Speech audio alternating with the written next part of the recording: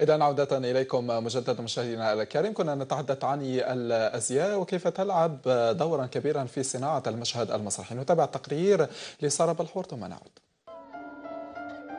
الأزياء المسرحية من العناصر الأساسية المكملة للعرض المسرحي، ولها دور جمالي كبير في نجاحه، كونها تساهم في صياغة الصورة المسرحية مع الديكور، فهي في ارتباط فني متشابك لكي تخلق سينوغرافيا جمالية. الا كنا في العرض فيه الرقص ولا تكون الكوريغراف ولا والسينوغراف، حنا نمشي معاه، الخياطه تمشي لابد تكون مع السينوغراف. كون ما تكونش هي نقدر نقول، سمحوا لي، نقدر نقول العرض ما يكونش. أزياء تمتلك دلالات ترافق وضعيات الزي والجسد، فهي جزء مهم لبناء المشاهد والنص المسرحي، وهي مسؤولية تقع على عاتق مخرجها. احنا نحترموا اولا المخرج، ناخذوا المخرج كيما يقول لنا اللون، يقول لنا لا كاليتي تاع القماش، ويقول لنا لو موديل والدور تاعو واش يلعبوا.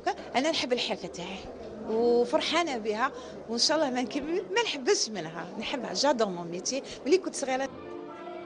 للأزياء والملابس دور كبير ومهم في العرض المسرحي، وجب الاهتمام بها وإعطاؤها حيزا لضمان عرض متكامل وفرجة حقيقية للمشاهد.